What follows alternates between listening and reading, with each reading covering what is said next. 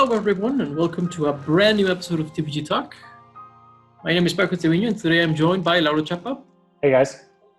And today we have a very special occasion, so to speak. We're talking about a game that I like a lot and a game that I know that we have very combating opinions, so to speak. Right. And so I think that this is a great opportunity to talk about the sequel to The Legend of Zelda Breath of the Wild, which has been, well, simply put, announced, and that's it, with a short trailer that at some point in this video you'll be watching, perhaps at this moment.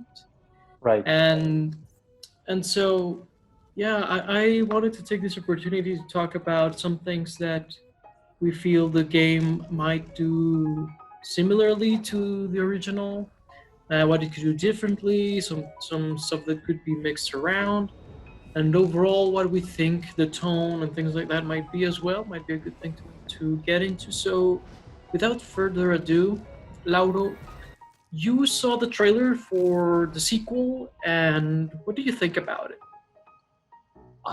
First off, in the first seconds of it, I didn't think it was for Zelda, for Breath of the Wild. It looked much more dark. I mean, Breath of the Wild has this darkness to it, especially when encountering things about Calamity Ganon. But this seemed much more dark and like lore heavy, especially. I think lore is gonna play a big part in this game. So Right. I think we're going to discover some interesting things about the story of this game. Maybe a more accurate timeline placing, or like what happened with that, or maybe more information about even Breath of the Wild that we didn't discover in Breath of the Wild 1. So yeah, I think those things when I saw that. You mentioned you mentioned like a bunch of things there. First of all, the tone. I agree with you. Breath of the Wild's darkness was more in the sorrowy way, in the nostalgic, in the things that could have been and things like that. Especially with characters like Mipha or Zelda's mom, things like that. And so, yeah, I think that's a very different tone here. It reminds me more of something like Twilight Princess, which was like a dark in like in a like ghostly, more supernatural way. Right, sort of spiritual even. Yeah, absolutely. Especially with the Ganon mummy at the end. Yeah. It's something very different from what we've seen of him in the past. And you mentioned another thing about the timeline, and so because there's going to be some Zelda fan out there that's going to point out that Zelda Breath of the Wild has been confirmed as the final or the most recent game in the timeline. Yes. But it's very confusing because it's kind of the sequel to 3 different timelines, and so it doesn't really make sense without at least some form of explanation, which, like you said, the sequel might be getting into that. And there were a couple interesting things there, because we've seen Link stab Ganondorf with the Master Sword a couple times, but always the head. So here he had it like where it was not the Master Sword, it was this thing on the chest. So yeah, it's gonna be interesting to know how they held him there. How has he been alive all this time? All of that stuff will be interesting to find out.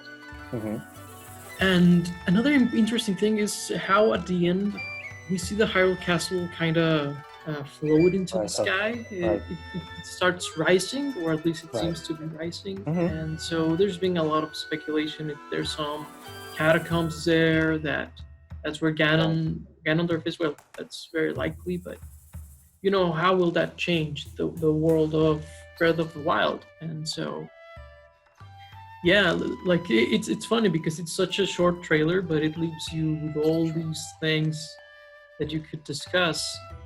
And so, yeah, keeping in consideration these things that we saw on the trailer, it might be a good idea to talk about things that we think will or will not be in the game. So, if you'd like to start with some of your predictions that you think might be in the game, or some of the things you speculate, Sure. This is only predictions. First off, I think this is going to be what Majora's Mask was for Ocarina of Time, for Breath of the Wild. Like, we already have the base of the game, we already have the engine and whatnot, and now we're going to focus maybe more on story. One of the complaints about Breath of the Wild was the story. It is known that people do not really like it, and I think there's various reasons for it. I think one of them was that the interesting things that happens with the Breath of the Wild story happens without you. It happened hundreds of years ago. Nothing interesting happens on the present day, and with the things that happened 100 years ago, you don't get full explanations of what happened, and you sort of get more if you start reading sort of like Zelda's diary and start getting into those things. But with the main story per se, you don't get that much. And another thing was the narrative. They use these really weird narrative choices in which you don't get the memories in order, and you sort of get them like sort of here or there, and they don't really tell a cohesive story. So I think that was a problem too. So I think that this game's going to focus a lot on story, and I think that maybe the game doesn't need to be linear per se, but the narrative needs to be a bit more linear. Maybe you get different parts of the story, like you can go to these different towns, and then when you go to each town, you get the next part of the game. But I think that there needs to be like a more centered story and better storytelling in this game. I hear you. Yeah, that was a big complaint with Breath of the Wild. The story, and like there were too few cutscenes and things like that were pointed out about the game. And I can see that. What I worry about with the expansion of the story is that I found the idea, at least, of a non-linear story, a story that unfolds around you, to be kind of interesting, as a concept. It's very much a Western RPG thing to do, kind of like Outer Worlds would do later, or before that, the Elder Scrolls and Fallout would do this kind of thing where the story, well, they kind of guide you more through to the story, but many things happen around you, so I really appreciated that about Breath of the Wild, and I don't know how they could expand it for people that wanted more story to get that, but at the same time not ruin that aggressive exploration that Breath of the Wild gave you. I think that they can do sort of this, again, Majora's Mask thing, where you sort of maybe go to explore to different towns, and maybe until you get certain number of towns unlocked, or like cutscenes, you get to discover another part of the story. I think we don't need to ditch exploration, although I think that Breath of the Wild did this thing, and if you want that, you can play Breath of the Wild again. But yeah, I don't think that these two things clash with each other. I think that there can be a happy medium. Yeah, I'm sure that if there is one, they already found it, because they are very attentive, because they addressed the story, and they even compared it to Skyward Sword, how Skyward Sword was like story first in a lot of things, and Breath of the Wild was just like story last. And so they are very aware of that, so I'm sure that they will tweak it in some way. I just hope that I feel the same freedom that I felt with the first one. It's kind of it's weird, because no other game quite does that to that extent with a world that big. So I kind of liked that, and I think that your description of the sequel is apt in terms of comparing it to Majora's Mask, because yes, they seem to be interested in telling a darker story this time around, and I also think that we will see a lot of remixed ideas, like revisiting things that they either tried or scrapped from Breath of the Wild and will bring into the sequel. And that leads me to one of my first predictions, which is I think that we will have more exploration in a more, we have a lot of horizontal exploration in terms of we're exploring land. I think that we'll go more vertical this time around, not only on the catacombs, but I also think that we will be exploring either the sea or pools of water or whatever it is, and we'll be exploring the skies. I think that they always do that, where they expand Link by giving him either a transformation or a tool that lets him surf or be underwater or things like that. And I think that they could do something very interesting, especially underwater, because you see a lot of the visuals that they had for scrapped ideas with Sora's Domain, which was, if I'm not mistaken, it was supposed to be underwater. Yes. And so I think that they could do very interesting things. And if they could do, they're thinking back to how Sora Link controlled in Majora's Mask, and how Link controlled then and how he does now, and he has this like momentum and everything. I think that he could be really cool underwater. They could do something very fast, very fluid, give him these weapons and whatnot. And so I think that might be a good way to expand, like, immediately. Well, like on an explorational and on a gameplay level, what makes Breath of the Wild sequel different from the original? It's this. Right.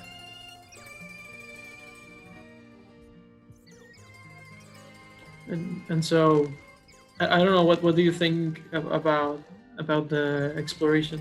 Yeah, I think a big part of Breath of the Wild was exploration, and expanding on it. It's going in the right path. Link controlled fantastically in Breath of the Wild. I think it was one of the most fun aspects, just playing around with Link, using his different abilities, the items, and whatnot. Climbing mountains, going from land to land, horseback riding. Everything felt really, really good. And I think that if they expand on this, we're going in a right path. Yeah, I think so too. And so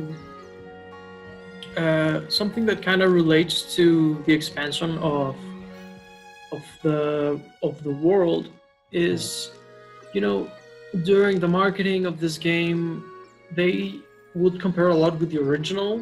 I'm talking about Breath of the Wild. They would compare a lot with the first Zelda. And thinking about the similarities that they have is that they are very open-ended, and they are very much, the hub world is like most of the game. You really only leave it to like explore caves and dungeons. Right. And I think that this game, while probably not breaking away from the open world, I think that they might expand on towns and things like that.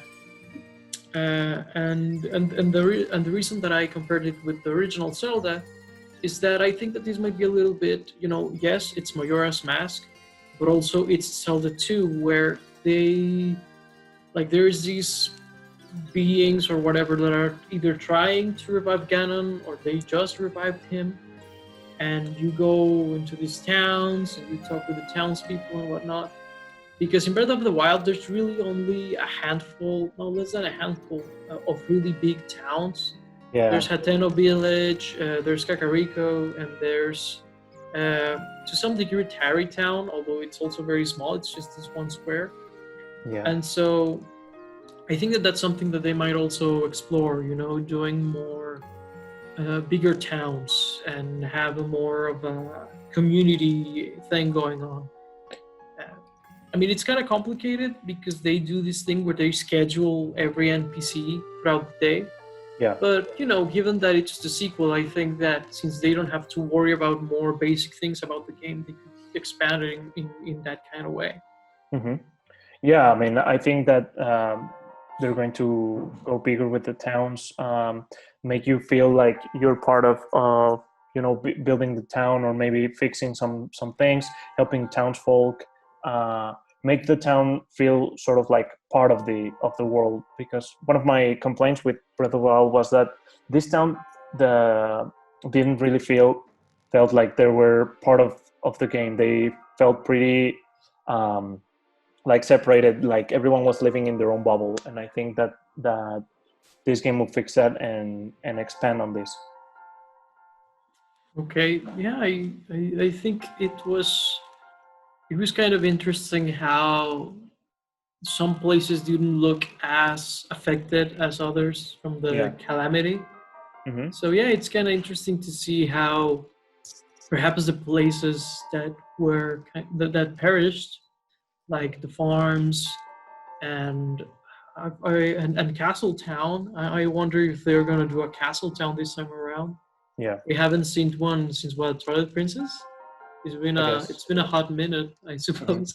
Mm-hmm. Yeah. And something that I was thinking, do you think that they might do away with the stables?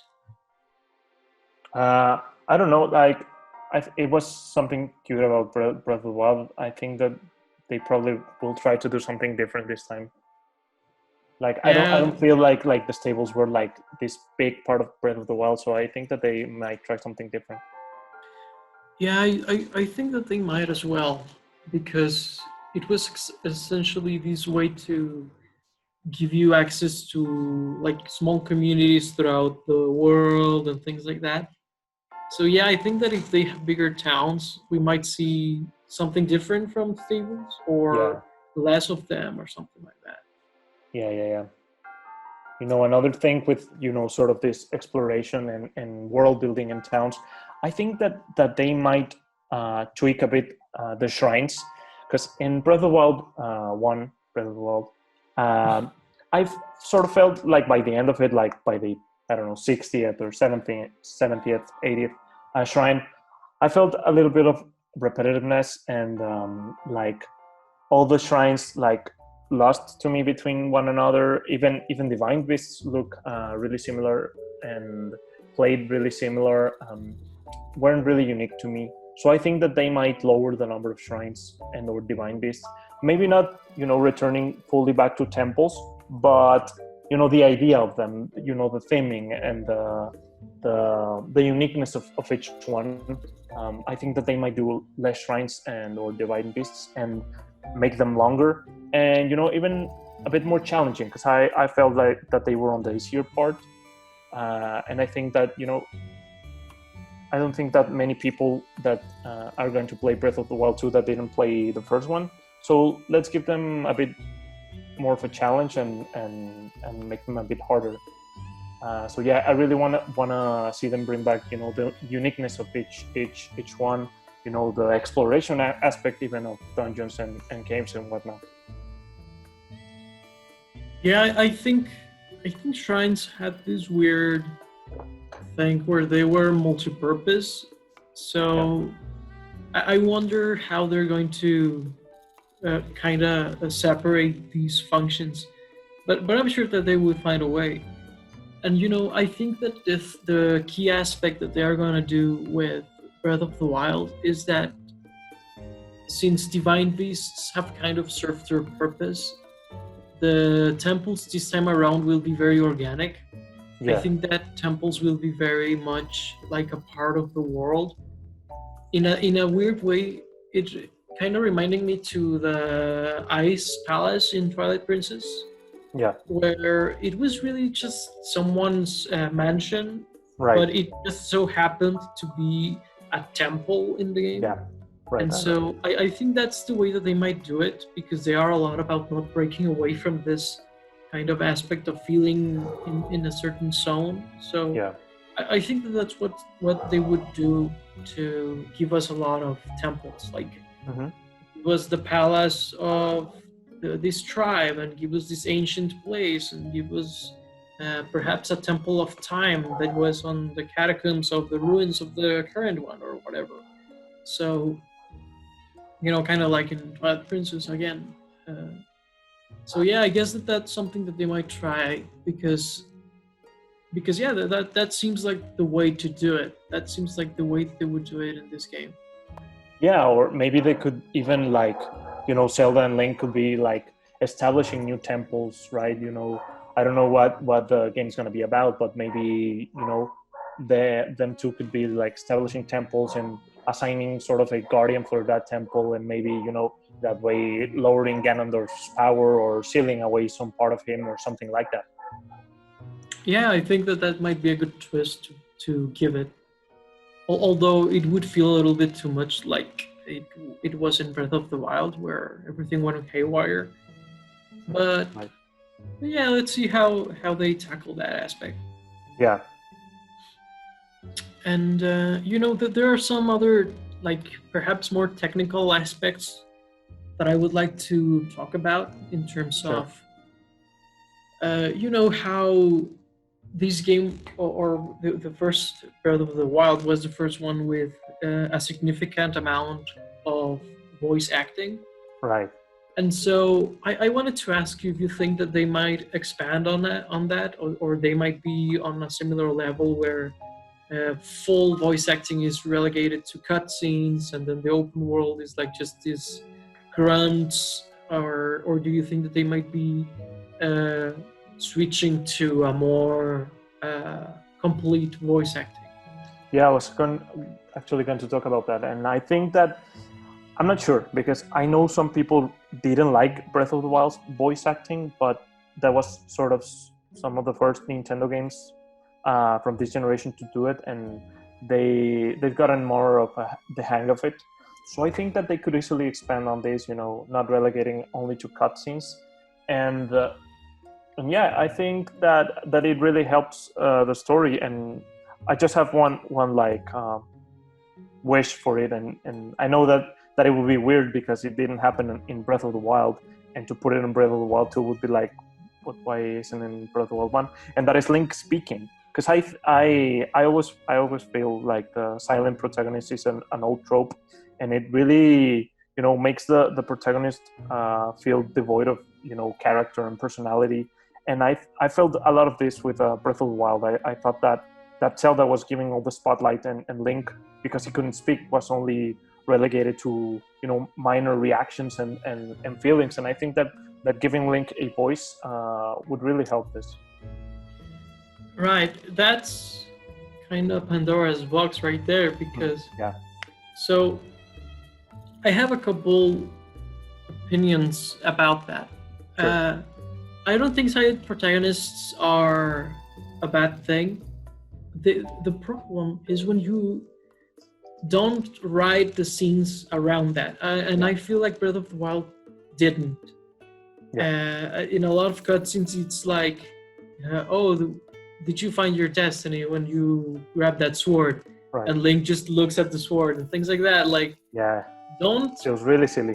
Don't put the spotlight on the fact that he can't talk. Yeah. I think that what they could do is do dialogue trees, and do less of the pre-rendered cutscenes. Do them real time. Yes. And give the player some options, even if they're minor things. I think that they would work around the fact that Link, because for example, in Fallout, in all these Western RPGs, you have these dialogue trees, and the character talks, but you don't hear him. So you still kind of give him a voice, and it's funny because you kind of don't realize that you're doing that in your head. And so I think that's the way that they could do it, in not making Link talk, because they are afraid of making that distance with the character, which I agree. There are games where I've hated the protagonist, and it made me like get mad at them because they made me responsible for something that I didn't want to do. But I think that that's a smart way to work around not giving him a speech or a literal voice, but give him an opinion inside the world. I think that that's the way to do it. But would you prefer to actually have voice acting for him, or? No, I think that dialogue trees are a good workaround around this. And what you said about them addressing Link directly, like but if they didn't do it, Link would have even less of a personality and even less to do with the story of the game. So I don't necessarily want them not to address Link, because I want Link to be a part of the story. I want Link to be a hero and Link to be like, you know, even if I don't like him, I want him to have an established personality.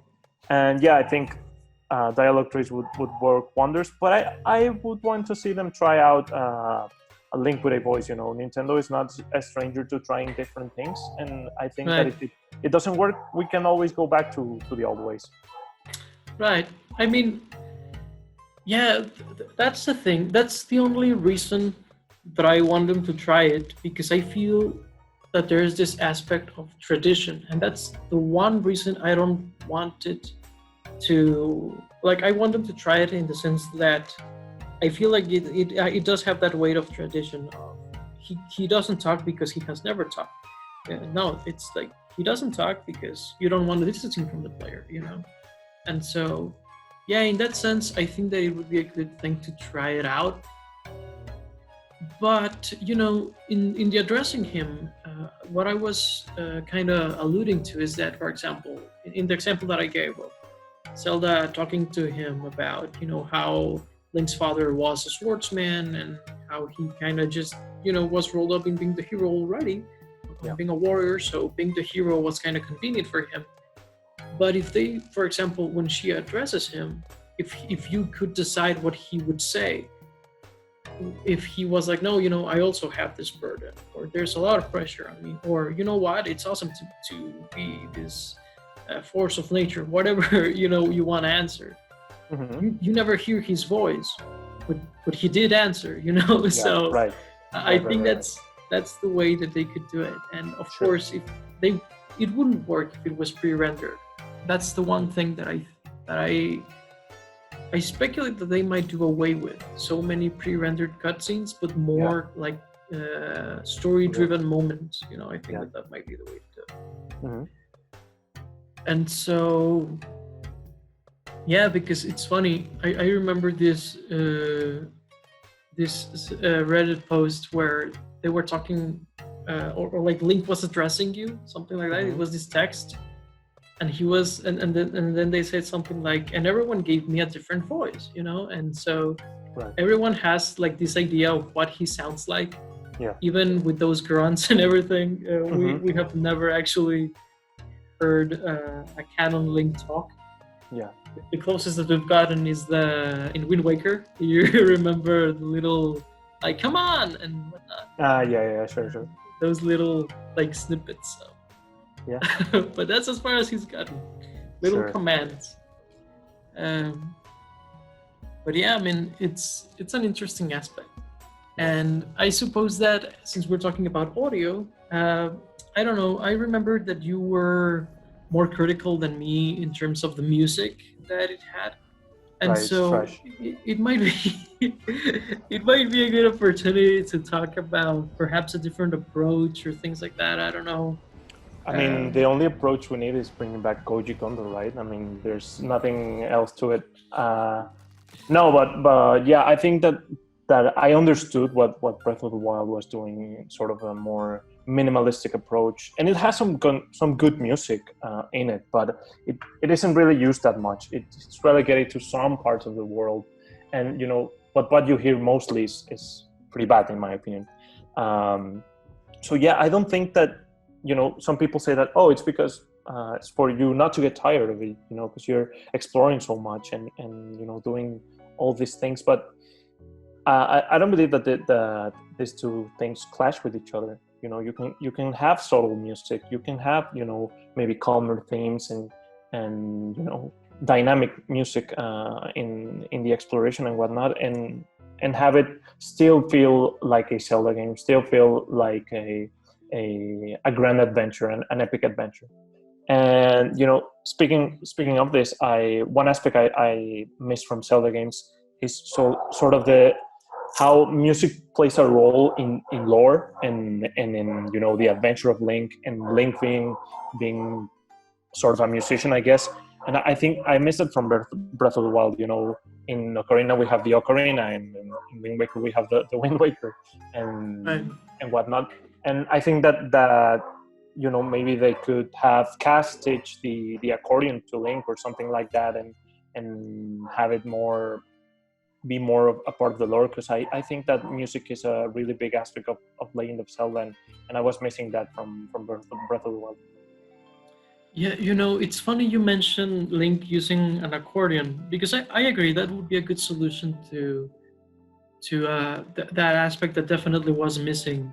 Even in Skyward Sword, you had the harp, and even though you would just do this on beat, it was still something.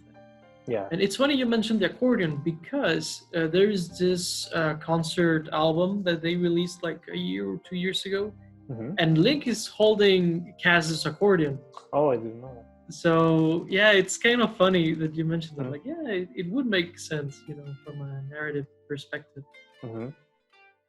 But yeah, I think that another interesting or another missing thing is that we get very little theming. Like, we get new theming, a lot of new theming, which I appreciate a lot. And I think that a lot of my favorite music was actually the new one, rather than the reinterpretations of classic songs. Sure. For example, I really like that they did a new theme for Kakariko Village, because it's a very different Kakariko Village, so it makes sense to do so. But I also feel that we hear Link's theme like twice in the entire game. Well, to contextualize, Link's theme became the theme from the original Zelda, became Link's theme in this game. The opening theme, not the overworld theme. Sure. And Zelda's Lullaby, we do hear it sometimes, but here and there. So yeah, I think that might be a good thing to do for the second game. A little bit more of a leaning back into Zelda, more traditional music.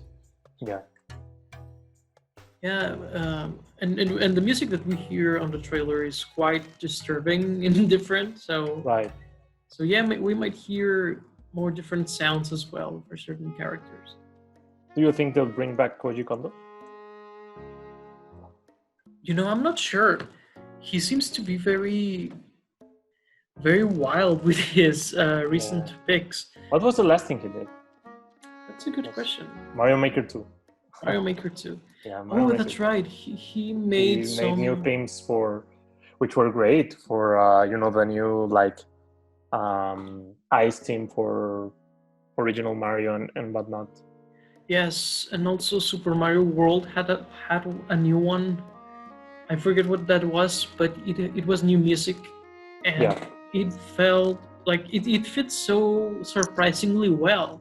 Yeah. It almost felt like he remembered the limitations of the music, right? And he applied those, but at the same time, it was very rich sounding. And it's interesting. I think that before Mario Maker 2, he had this kind of weird lull where he did like weird Nintendo games, if I'm not mistaken. He did like some arrangements and whatnot. He wasn't really like the main composer in lots of games. Yes. And I think that the last time we saw him on Zelda was on Skyward Sword, and that's some of the best music in the entire series. So yes, I think he would be a good choice. Bring him back.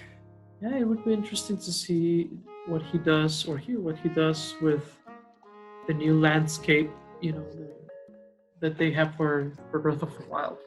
Right.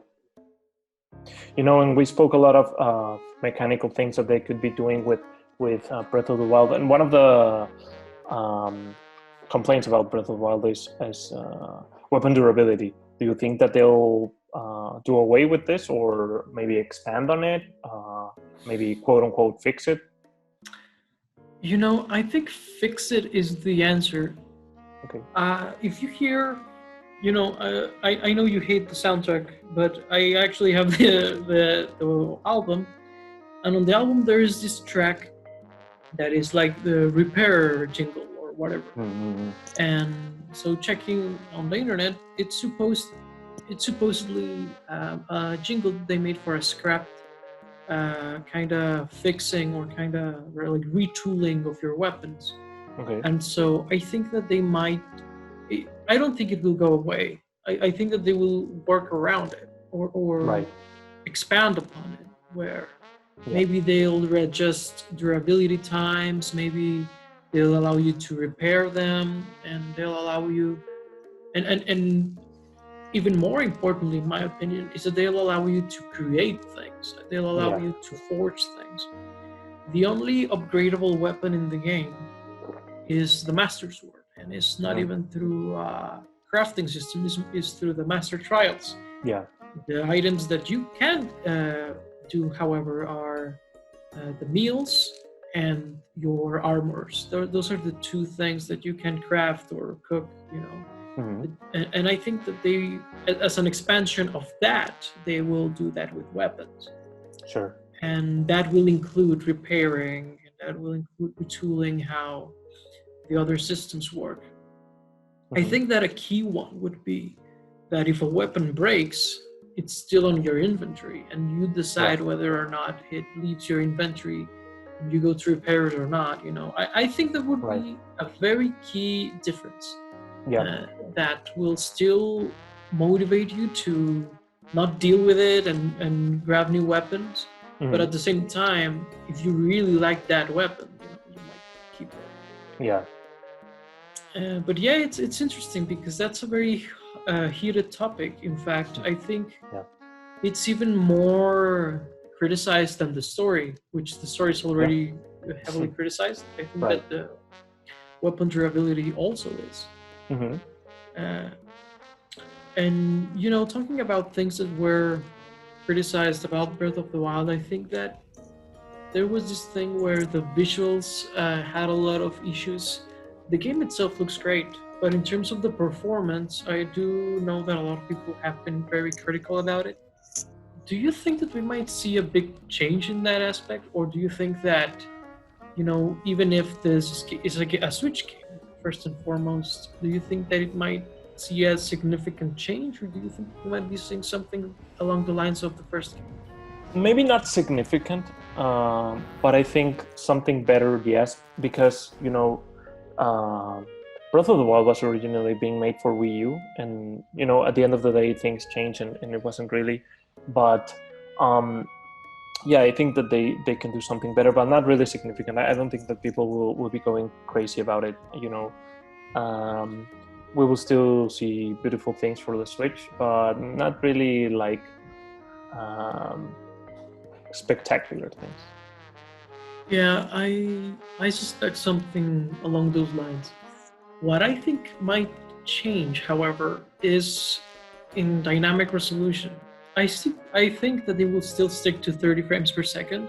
Yeah. But I think that this time around they might be hitting full HD and do a dynamic resolution for certain moments that perhaps would require it, and drop to 900p or whatever. I think that they might be doing something like that because Breath of the Wild on the Switch is already upscaling from the Wii U version, which was only 720. So yeah, I think that they might be doing something like that. But other than that, I think that it will have a very similar performance, so to speak. I don't think that they'll be targeting 60 or anything like that. No. I don't think the Switch would be able to do something like that, to be completely honest with you. Yeah. Another interesting topic that has been discussed is Zelda herself. You know, we talked about how she kind of carried the story for the most part. Yeah. But the playable character was Link, and so do you think that with the design change that she had, and how she's always with Link when exploring the cave in the trailer, do you think that we might be seeing a playable Zelda this time around, or do you think that it will still be a solo show, or do you think now Zelda's gonna be one? What do you think? I think Zelda will now be playable. I think it's going to be both of them be playable this time around. I don't think it's going to be only Zelda, but I don't think it's going to be only Link too. I mean, people have been asking for years for a playable Zelda, and I think that Nintendo has been listening to this, and from what we saw of the teaser, that they're together and Zelda has this new look and sort of this new like active role. I think we're gonna see it, and also by the end of Breath of the Wild, we see them together. They say they're gonna like fix the world or whatever they said, explore it a bit more.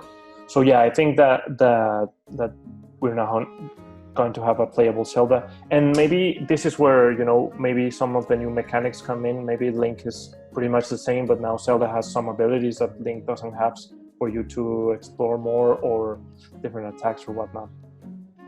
Yes, something that I think, because I was thinking, what could Zelda do that Link doesn't do? Because I think that if they make her skin swap, it doesn't make much sense to do so. She's not really, I don't really picture her jumping like that, and the way Link handles, he's like very fast and erratic. I don't really picture that.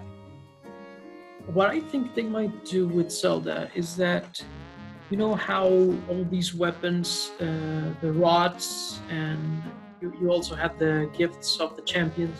I think that those kind of things might be given to Zelda. Sure. Where she now has, instead of runes perhaps, or no, she should also have the runes. She also has Sheik's Link, now that I remember. But like instead of having perhaps regular weapons, she, instead of the weapon system, has this maybe skill tree where you have different spells that you unlock for her. I think that would be a very cool way to do something that wasn't on Breath of the Wild, and at the same time would be more unique to her. Not something perhaps that you are taking away from Link, but more so something that he wouldn't be able to do altogether. Right. Yeah, Zelda's always been related to like magic and stuff. One thing that hasn't been used in forever, and I think would be interesting, is Sheik. Maybe they could use Sheik in some aspect. Maybe do some stealth stuff with Sheik, or like maybe even her be faster or something like that. I don't know. It could be interesting. That kind of. Yeah, that would be a really cool idea, and there's definitely a Sheik tribe. And I think that through Sheik, Zelda could fill in those gaps that I was talking about of exploring the world, like kind of running around and all those things. I think that she could do as Sheik. So yeah, I think that that's a cool way to kind of round her up. Yeah. And kind of a wild idea when. Since we're talking about Zelda, do you think that they might be implementing some kind of online multiplayer? It would be really cool, but knowing Nintendo, I really don't think so. But it would be it would be really cool, even locally. I think it would be really cool, two-player exploration. Maybe there's some places you can't reach by yourself, so you need the other player, or maybe some puzzles that require each player to stand in some place or to do something. I think they could do really interesting stuff with that, but knowing Nintendo, I really don't think that they would. It's funny because they already have a Zelda with online multiplayer. It's not a 3D one, but it's Triforce Heroes. Right. And so in that specific context, I think that they could try it, but at the same time, I wouldn't think it would be too significant, I think that it would be like a taste, and if they see that it works, they might make it a more integral part of the next game or something like that. Sure. But yeah, I don't know. I think it's a perfect opportunity for Nintendo to try something like that, like a multiplayer campaign, because they've had it here and there. They absolutely done it on a local environment, but I don't think Breath of the Wild would be able to run co-op on the same Switch. I struggle to see it, especially if they didn't implement some kind of limitation to how far you can be from one another.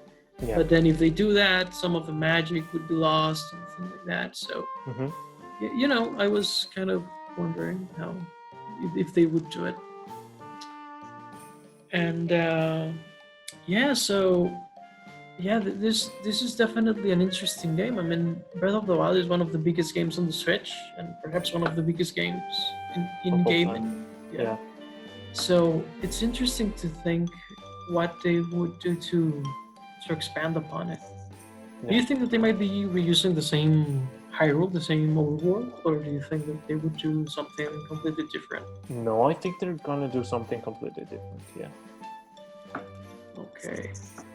Yeah, it's crazy. I mean, maybe use it as a base and change some things up. But having seen Hyrule Castle float away and do something, I think that the world is gonna change. Yeah, it would be interesting if things got mixed around or something. Yeah. So yeah, I mean, Breath of the Wild, or the sequel to Breath of the Wild, so many things to talk about. And do you have anything else that you'd like to talk about, or is? I mean, just saying that Nintendo. This is the game for Nintendo to try new stuff. They already made Breath of the Wild. People love it, and people spend hours and hours playing that game. So I think that they got our attention now. I think now's the time to not go the safe route and do sort of a Breath of the Wild 2. I know that's what we're calling it now, but not literally Breath of the Wild 2.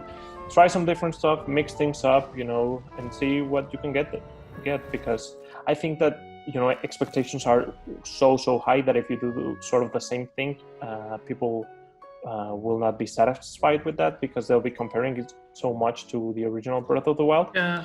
So maybe try different stuff, go crazy with it. Yeah, doing the same thing would not be the Zelda thing to do. Zelda has never stuck with the same ideas. Right. And even, it's funny because, it's such a distinctive thing about this franchise. They were trying to remake one of the best games in the series, which is A Link to the Past. They couldn't bring themselves to not do things new with it, so they made the painting mechanic and the wall mechanic with A Link Between Worlds. So and that was great. Yeah, that was great. And in my opinion, that's a testament to how the series operates, Yeah. So, yeah, I mean, I think that we've said a lot of ideas already. So I think that this would be a great opportunity to give the question out to the audience. What do you think they might be adding to Breath of the Wild for the sequel? Or what do you think they might change? What did you like about what you heard today? What didn't you like? All these things, I love this game, and I'm really looking forward to the sequel. So I'm really interested in knowing what people think about this. Right. So, Lauro, do you have any closing thoughts? I'm really excited for the sequel too. I don't love the game like you do. I like it. I think it's a bit overrated, but I really like it. I see a lot of potential in it, so I'm really interested to see in what they do with it. So yeah, I mean we just gotta wait for another trailer or a date, and we'll be playing it when it comes out. Right. So guys, we pass the question on to you. Like we said, what do you think? And well, that's it for this TVG Talk. Thank you so much for joining us. This is Paco Trevino, and today, as always, I was joined by Laura Chapa. Thanks for watching, guys. Until next time, bye-bye, guys.